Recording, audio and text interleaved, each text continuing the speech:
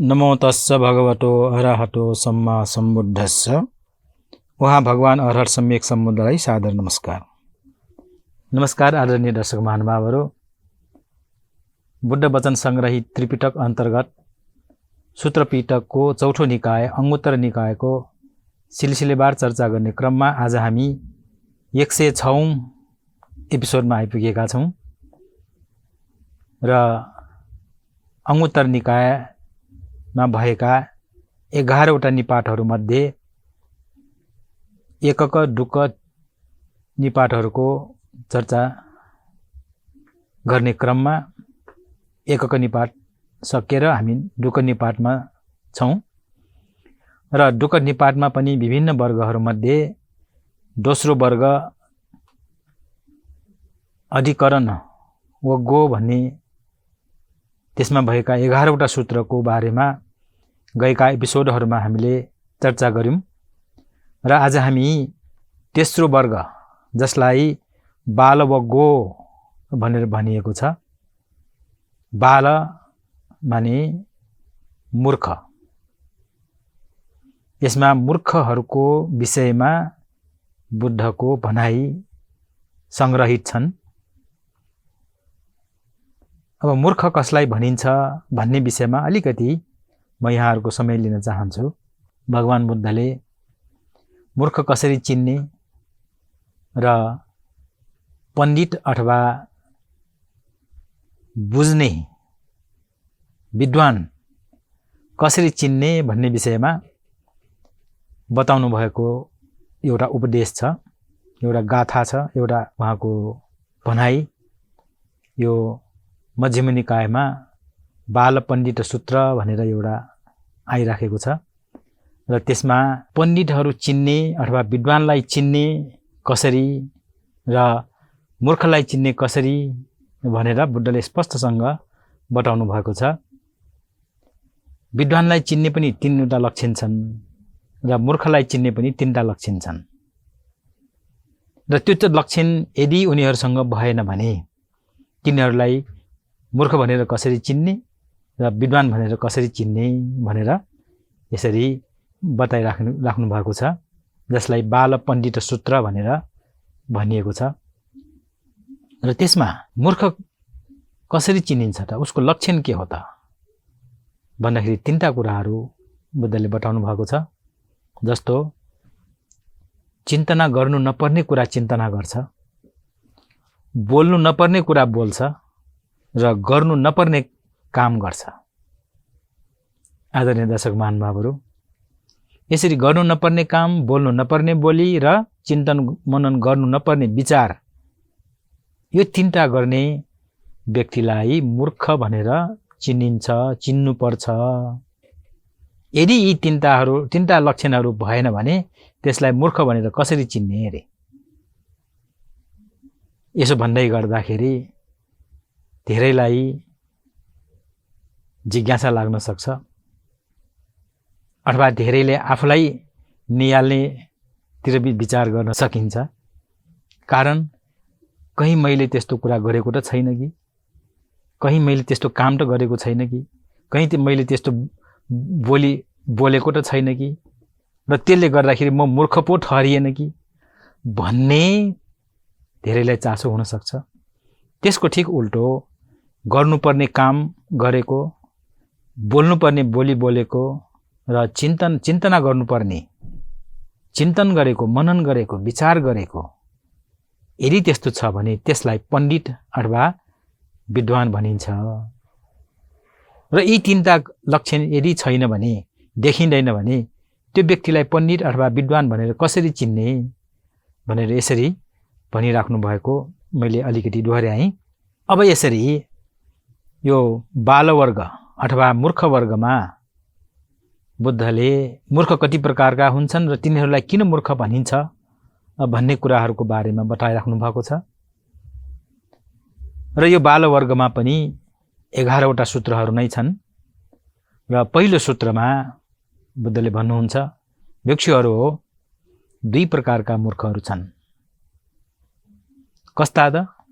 पहिलो, आफ्नो दोषलाई दोष नमान्ने, आफूले दोष गरेको छ, नराम्रो काम गरेको छ, तर त्यसलाई दोष नमान्ने एक थरी मूर्ख। अर्को थरी मूर्ख कस्तो छ? आफ्नो दोष स्वीकार्नेलाई क्षमा नगर्ने। आदरणीय दर्शक महानुभावहरू, आजभन्दा 2600 वर्ष अगाडि बुद्धले भन्नुभएका यी कुराहरू अहिले पनि हामीले तत्कारै ज्वलन्त उदाहरण रूपमा चाहिँ हामीले देखिराखेका छौँ, भोगिराखेका छौँ र कहिलेकाहीँ हामीले त्यो यी कुराहरू आफैले पनि गर्न गइराखेका हुन्छौँ। तसर्थ बुद्धको शिक्षा, बुद्धको वचन, बुद्धको उपदेश मात्र सुन्नको लागि होइन, मात्र पुस्तकमा सजाउनको लागि होइन, मात्र त्यो वाचन गरेर मानिसहरूलाई चाहिँ प्रभावित गर्न लागि होइन। बुद्धको प्रत्येक वचनहरू, प्रत्येक शिक्षाहरू यो व्यवहारिक, व्यवहारजन्य र जसलाई हामीले व्यवहारमा उतार्दाखेरि, जसलाई हामीले आफ्नो आचरण बनाउँदाखेरि त्यसले हामीलाई फाइदा मात्रै गर्छ बाहेक हानि कहिले पनि गर्दैन। यो कुरा चाहिँ हामीले बडो राम्रोसँग बुझिराख्नुपर्छ। किन भन्दाखेरि प्राय मानिसहरूले बुद्धलाई कुनै एउटा देवताको रूपमा, कसैले देवताको अवतारको रूपमा पनि लिने गर्छन्। त्यो जुन गलत, 100% गलत हो। तैपनि त्यसरी सोच्ने पनि छन् र प्राय गरेर यो देवताको रूपमा अरू देवताहरू, अरू देवी देवताहरूलाई जसरी नै बुद्धलाई त्यसरी बुझ्नेहरू पनि धेरै छन्। तर त्यो कदापि होइन। यहाँहरूले बुद्धका शिक्षाहरूको बारेमा अध्ययन गर्नुभएको हुनुपर्छ। बुद्धको शिक्षाको बारेमा चाहिँ सुन्नुभएको, पढ्नुभएको हुनसक्छ। बुद्धले 84,000 धर्मका कुराहरू बताउनु भएको हामी त्रिपिटकमा पाउँछौँ र त्यो 84,000 धर्मस्कन्धको सङ्ग्रह मध्ये एउटा सूत्रपिटक र त्यसलाई पनि 5वटा निकायमा बाँडेको हिसाबले यो अङ्गुत्तर निकाय 4थो निकायमा पर्छ। यस्तै गरेर बुद्धका शिक्षाहरू विभिन्न निकाय, 5वटा निकायमा भयो, त्यसै गरेर पिटकहरूमा छन्। त्यसको पनि विभिन्न ग्रन्थहरू छन् र त्यो सबै ग्रन्थहरू, 3टा पिटकको सबै ग्रन्थहरूको सङ्ख्या गणना गर्दाखेरि 45वटा ग्रन्थहरू हामी पाउँछौँ र ती 45वटा ग्रन्थहरूमा यदि हामीले अध्ययन गर्यौँ भने त्यसमा अलौकिक कुराहरू, स्वर्ग नरकका कुराहरू पाउँदैनौँ। त्यसमा के पाउँछौँ त? मानिसहरूले के गर्नुपर्छ, के गर्नु पर्दैन, के गर्नुहुन्छ, के गर्नु हुँदैन, के गर्नु योग्य छ, के गर्नु अयोग्य छ, आफ्नो कर्तव्य के हो, अकर्तव्य के हो। र त्यसै गरेर मानिसले आफूलाई पनि फाइदा हुने, हित हुने, कल्याण हुने, अरूलाई पनि हित हुने, कल्याण हुने, फाइदा हुने के कामहरू छन्। त्यसै गरी आफूलाई पनि अरूलाई पनि हानि हुने पनि कामहरू छन् र ती कामहरू के हुन् भनेर यस्ता व्यवहारिक कुराहरू बताइराख्नु भएको पाउँछौँ। त्यसै गरेर यो चित्तलाई, यो आफ्नो मनलाई कसरी पवित्र पार्ने, कसरी निर्मल गर्ने, ताकि त्यसबाट चाहिँ हामीले आफूले इच्छा गरेको सुख, शान्तिलाई अनुभव गर्न सक्छौँ। र त्यो क्षणिक मात्रै होइन, यदि तपाईँ चाहनुहुन्छ भने त्यो शान्ति, सुखलाई स्थायी रूपमा हामीले अनुभव गर्न सक्छौँ। यति महत्त्वपूर्ण कुराहरू बुद्धको शिक्षाहरूमा पाउँछौँ। तसर्थ बुद्ध एउटा नेपालमा जन्मनु भएको महामानव, महापुरुष हुनुहुन्छ। तर उहाँ अरू देवी देवता जस्तो होइन। ती देवी देवताहरूभन्दा कति माथि, कति उच्च स्तरमा हुनुहुन्छ। यो किन भन्दैछु त भन्दाखेरि अरू देवी देवताहरूले यस्तो जीवन उपयोगी कुराहरू भनिराख्नु भएको छ कि छैन, त्यो हामीले खोजनीति गरेका छैनौँ, अथवा गरेको हुनसक्छ, त्यो प्रकाशमा आएको छैन। अनि देवी देवतालाई खुसी पार्ने, देवी देवतालाई रिझाउने र देवी देवताको कोप भाजनबाट बस्न विभिन्न प्रकारका यो भाकल गर्ने, पूजा गर्ने, पूजाआजा गर्ने आदि इत्यादि हुँदा हुँदा हुँदा निरीह पशु पन्छीलाई बलि दिएर आफ्नो दशा सुधारोस् भनेर त्यस्तो किसिमको एकदमै निकृष्ट काम गर्न पनि मान्छेले नै गर्छ।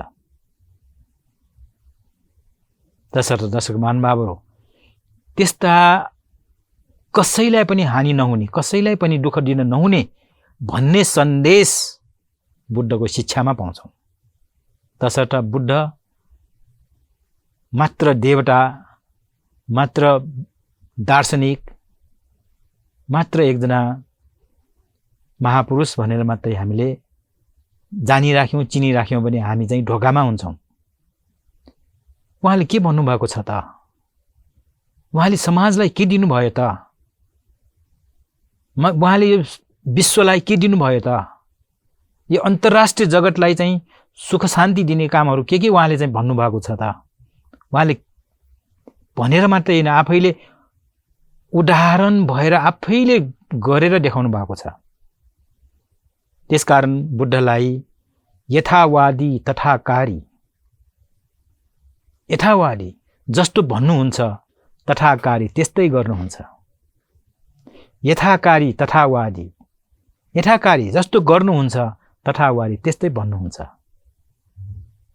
उहाँको भनाइ र गराइमा कति पनि फरक पाउनुहुन्न। यसरी बडो व्यावहारिक कुराहरू, बडो जीवन उपयोगी कुराहरू बताउनु भएको कारणले नै आजभन्दा 2600 वर्ष अगाडि जन्मनुभएका बुद्धका शिक्षाहरू अहिले पनि विश्वमा धेरै चर्चामा छन्। त्यो शिक्षालाई अनुगमन गर्ने, त्यसलाई अनुसरण गर्ने अनुयायीहरू करोडौं संख्यामा छन्। यदि भन्दै गर्दाखेरि नेपालको सन्दर्भमा अब त्यो जनगणना भनेर गरिन्छ, त्यो राज्यको दायित्वभित्र सायद पर्छ होला, तर त्यो जनगणना गर्दाखेरि त्यहाँ निष्पक्ष गणना नगरेको कारणले बौद्धहरूको संख्या धेरै नै कम देखायो भनेर धेरै आलोचना पनि भइराखेको हामी पाउँछौँ। तर म यहाँहरूलाई नम्र निवेदन गर्न के चाहन्छु भने त्यो कागजमा बौद्ध लेखेर, त्यो जनगणनामा बौद्ध लेखेर बौद्ध भइँदैन। त्यो कागजमा, त्यो जनगणनामा हिन्दू लेखेर हिन्दू भइँदैन।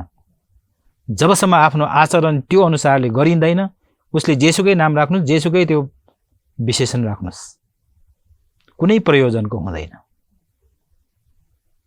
र यसो भन्दाखेरि जसले यो मानवतालाई अँगालेर, यो मान्छेले आफ्नो मान्छेको धर्म चाहिँ जसले पालना गर्छ, वास्तवमा त्यो नै बुद्ध हो, बौद्ध हो। र बौद्ध शब्दको अर्को कुरा बुद्धिवान, जोसँग बुद्धि छ त्यही बौद्ध हो। गणनामा लेख्नु जरुरी छैन, अक्षरमा लेख्नु जरुरी छैन। र यसरी बुद्धि भएका जति सबै बौद्ध भनेपछि त संसारमा कति छन् बुद्धि हुनेहरू, तपाईँ हामी अन्दाज गर्न सक्छौँ। यसकारण करोड मात्र होइन, अरबौं संख्यामा चाहिँ बौद्धहरू छ भन्दाखेरि अत्युक्ति नहोला। र मैले यहाँ फेरि यहाँ बौद्धको संख्यालाई चाहिँ वकालत गर्न, त्यसको चाहिँ पक्षमा विपक्षमा बोल्न यहाँ आएको होइन। सन्दर्भवश बौद्ध कसलाई भनिन्छ भन्ने कुरा मैले अलिकति उब्काएँ।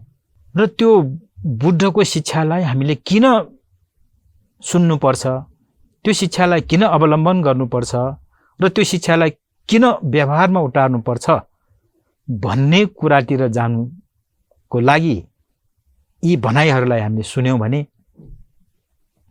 हामीलाई धेरै नै त्यसबाट प्रेरणा पनि मिल्छ, त्यसबाट बाटो पनि हामी पाउँछौँ र त्यसबाट हामीले इच्छा गरेको त्यसको प्रतिफल पनि हामी पाउँछौँ। यसरी भगवान बुद्धले यो मूर्खको कति प्रकारका मूर्ख छन् भन्ने विषयमा आफ्नो दोषलाई दोष नदेख्ने एक प्रकारको मूर्ख र आफ्नो दोष स्वीकार्नेलाई क्षमा नगर्ने अर्को प्रकारको मूर्ख भनेर दुई प्रकारको भन्नुभएको छ। यसमा सायद यसमा धेरै लामो कुरा गर्न नपर्ला। जसले दोष अथवा खराब काम गरेर पनि गरेको छैन भन्छ ऊ पण्डितमा गनिँदैन। र कठम कदाचित कसैले दोष खराब काम गर्यो, कसैले गल्ती गर्यो र त्यो गल्तीलाई स्वीकार्दाखेरि त्यसलाई क्षमा नदिने त्यो पनि मूर्ख हो भनेर भन्नुभएको यसमा पाउँछौँ। आदरणीय दर्शक महानुभावहरू, मैले सुरुमा पनि भने यो दुईटा कुराहरू गर्दै गर्दाखेरि कहिलेकाहीँ हामी पनि त्यसमा परेको हुनसक्छ, कहिलेकाहीँ त्यस्तो घटना हामीले बेहोरेको पनि हुनसक्छ। अब यो मूर्ख हुनु, मूर्ख बनाउनु अथवा मूर्ख बन्नुमा के फाइदा छ, के बेफाइदा छ, त्यो कुरालाई चाहिँ हामीले बडो राम्रोसँग ध्यान दिनु जरुरी जस्तो लाग्छ। किन भन्दाखेरि मूर्ख भइयो भने आफ्नो दोष नदेख्ने एउटा, दोषीले दोष माफी मागेपछि उसलाई क्षमा नदिने अर्को मूर्खता। र यसरी मूर्खताको काम बढ्दै जाँदाखेरि के हुन्छ त दर्शक महानुभावहरू, उसले अकुशल कर्म गर्दै जान्छ। अकुशल कर्म गर्नतिर ऊ धेरै उत्साहित प्रोत्साहित भएर त्यसमा लाग्छन्। लाग्यो भने के हुन्छ त, उसको अकुशलको खाता बढ्दै जान्छ। र अकुशलको खाता बढ्नु भनेको त्यो दुःखको भुमरीबाट बाहिर ननिस्कुनु हो। र यदि यो संसारको दुःखको भुमरीबाट बाहिर निस्किने हो भने त्यो अकुशल जतिलाई हामीले पन्छाउनै पर्छ, त्यो अकुशल जतिहरूलाई हामीले हटाउनै पर्छ। र त्यो अकुशल हटाउन के हुनु पर्यो त, त्यो मूर्खताको जुन बिल्ला हो, जुन मूर्खको जुन विशेषण हो, त्यसलाई हटाउनै पर्छ।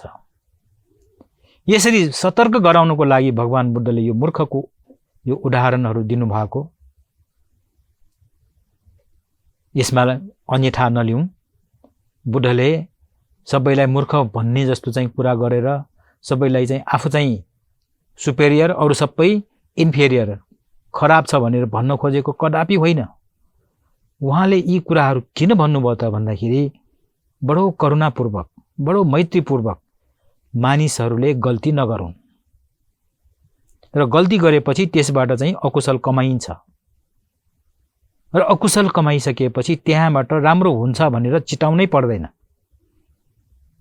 कसैले दुष्कर्म गर्छ, कसैले हानि गर्छ, कसैको चोरी गर्छ, व्यभिचार गर्छ, झुठो कुरा गरेर अरूलाई ठग्छ भने त्यो राम्रो कुरा, राम्रो काम भन्न कदापि मिल्दैन, कदापि सक्दैन। यदि त्यस्तो हो भने त राज्यले पनि त्यस्ता अपराध गर्नेहरूलाई छुट दिनुपर्ने हो नि। राज्यले पनि छुट दिँदैन, हत्यारालाई छुट दिँदैन, चोरलाई छुट दिँदैन, व्यभिचारीलाई, झुट कुरा गरेर ठगी गर्नेलाई, अपहरण गर्नेलाई, अत्याचार गर्नेलाई छुट त दिएको छैन। किन दिएको छैन भन्दाखेरि त्यो खराब काम हुन्, त्यसले समाजको शान्तिलाई भङ्ग गर्छ, आफ्नो पनि अरूको पनि हानि गर्छ भनेर जुन देशको कानुन व्यवस्था, ऐन कानुनहरू छन्, त्यसै गरेर यो नेपालमा त यो कानुन यस्तोमा सजाय गर्ने कानुन होइन होला, संसारभरमा छ। किन छ त भने तिनीहरू सबै खराब काम हुन्, ती सबै नराम्रा काम हुन्। ती कामहरू गर्न हुँदैन, त्यो वर्जित छ। भन्नुको अर्थ के त, त्यो कसैले पनि नगरोस्, त्यसबाट कसैलाई हानि नोक्सानी नहोस् भन्ने राज्यको सोचाइ हो। किन भनियो त, त्यो अकुशल नराम्रा कामहरू भए। त्यस्तो नराम्रा कामहरू नगरून्, त्यसमा प्रोत्साहित नहोस् र त्यसबाट हानि बेहोर्न नपरोस् भन्ने बुद्धको करुण चित्त, बडो करुणा चित्तले चाहिँ उहाँले सतर्क गराउनलाई यी कुराहरू भन्नुभएको भनेर हामीले बुझ्यौँ भने त्यो सकारात्मक हाम्रो चाहिँ दृष्टिकोण हुन सक्छ।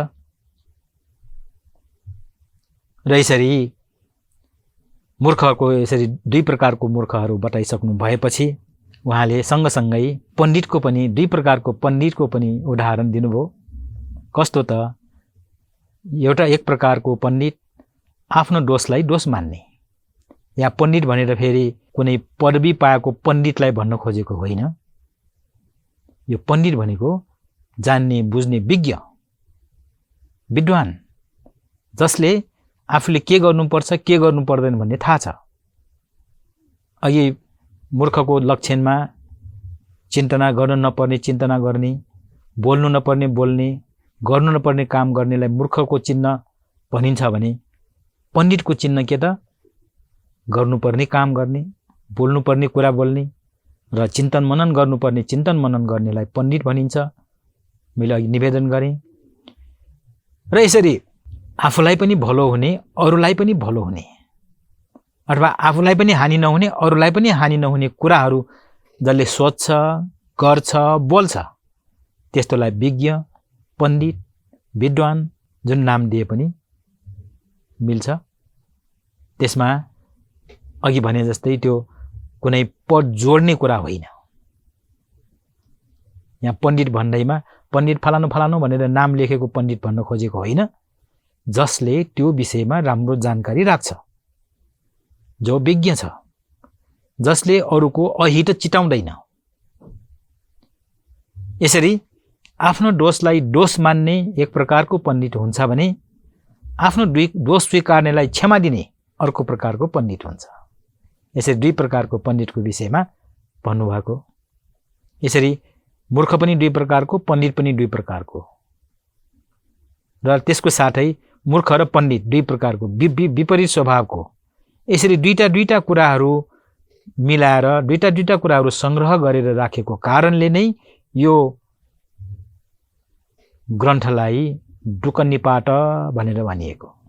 अब यो मूर्ख र पण्डितको कुरा सकिएपछि यही सूत्रमा, माने यही वर्गमा दोस्रो सूत्रमा चाहिँ भगवान बुद्धले के भन्नुभयो त?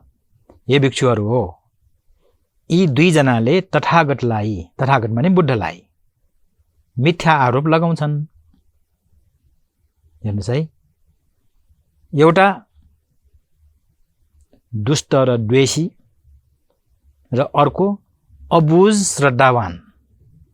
श्रद्धावान त छ तर अबुझ, थाहा नहुने, थाहा नपाएको। अब यो भन्दै गर्दाखेरि तथागत भनेर जुन शब्द प्रयोग भयो, यो बुद्धको 100औं विशेषण मध्ये एउटा। तथागत माने तथा आगत, अरू जसरी आएको हो त्यसरी नै आउनु भएको हो। त्यसै गरेर तथागत, जसरी अरूहरू जान्नुभयो त्यसरी नै जाने, त्यस्तो व्यक्ति भएको कारणले उहाँले तथागत भनियो। अब पहिलेको जसरी आयो त्यसरी नै आउने भनेको के त भन्दाखेरि पहिलेका बुद्धहरू जसरी आउनुहुन्थ्यो त्यही क्रम मिलाएर आउने र पहिलेका बुद्धहरूले जसरी आचरण गरेर जानुभयो त्यसरी नै आचरण गरेर जानु हुने भएको कारणले तथागत भनिएको। त्यो भनेको बुद्धलाई भनिएको। बुद्धलाई शास्ता पनि भनिन्छ, सम्यक सम्बुद्ध पनि भनिन्छ, अरहत पनि भनिन्छ र तथागत पनि एउटा नाम हो। मैले निवेदन गरेँ 100औं नाम छ, 100औं विशेषण छ र हुँदा हजारमा पनि पाउँछौँ हामीले। बुद्ध सहस्र नामावली भनेर एउटा पुस्तकमै निस्किएको छ। त्यसमा बुद्धलाई यो विशेषण दिँदै प्रशंसा गर्दै उहाँको नामलाई चाहिँ बढाउँदै हजारवटा नामसम्म पनि राखिएको छ। अब त्यस्तो तथागतलाई मिथ्या आरोप लगाउने दुई प्रकारका व्यक्तिहरू छन्। एउटा दुष्ट र द्वेषी। दुष्ट अरूलाई राम्रो नगर्ने, द्वेषी द्वेष भाव धेरै भएको, रिसाउने खालको, बदला लिने स्वभावको, र अर्को अबुझ श्रद्धावान भनेर भनिएको छ। श्रद्धावान, श्रद्धा त छ तर अन्धश्रद्धा। त्यो श्रद्धा अनुसार कसरी व्यवहार गर्नुपर्छ, कसरी आफूले चाहिँ त्यसबाट सिक्नुपर्छ, उहाँले कस्तो किसिमको चाहिँ व्यवहार गर्नुपर्छ भन्ने कुरा थाहा नपाउने, त्यस्तो अबुझ, त्यो अबुझ श्रद्धावान भनेको आदरणीय दर्शक महानुभावहरू त्यो अर्को शब्दमा भन्नु पर्दाखेरि मूर्ख नै हो। र यसरी बुद्धलाई, तथागतलाई, जो कि सबै प्राणीहरूलाई कल्याण गर्नको लागि अनेक जन्मसम्म पारमिता धर्म पूर्ण गरेर बहुजन हित बहुजन सुखको लागि त्याग तपस्या गरेर प्राणी मात्रको कल्याण होस् भनेर चाहिँ त्यस्तो किसिमको सोचाइ राख्ने, त्यस्तो किसिमको व्यवहार गर्ने र त्यस्तो किसिमको बाटो देखाउने मार्ग प्रदर्शक बुद्धलाई पनि मिथ्या आरोप लगाउने गर्छन्। आदरणीय दर्शक महानुभावहरू, बुद्धकै समयमा पनि त्यस्ता व्यक्तिहरू थुप्रै थिए। थुप्रै त्यस्ता व्यक्तिहरूसँग बुद्धले सामना गर्नुभएको कुराहरू हामी त्रिपिटक साहित्यमा पाउँछौँ। र बुद्धको परिनिर्वाणपछि अहिलेसम्म पनि त्यसरी आरोप लाउने, त्यस्तो मिथ्या आरोप लाउने, बुद्धप्रति द्वेष गर्ने त्यस्ता व्यक्तिहरू अहिले पनि छन्।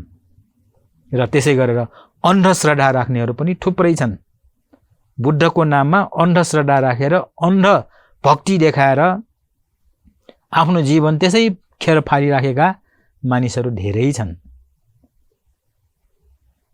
आदरणीय दर्शक महानुभावहरू, यो एपिसोडको समय सकिएको सङ्केत भएको कारणले मैले आज यति मात्रै यहाँहरूलाई निवेदन गरेँ। ध्यानपूर्वक सुनिदिनु भएको, हेरिदिनु भएकोमा यहाँहरूलाई धेरै धेरै धन्यवाद छ र बोडी टेलिभिजनलाई पनि धेरै धन्यवाद दिँदै बिदा हुन चाहन्छु। भवतु सब मङ्गलम्।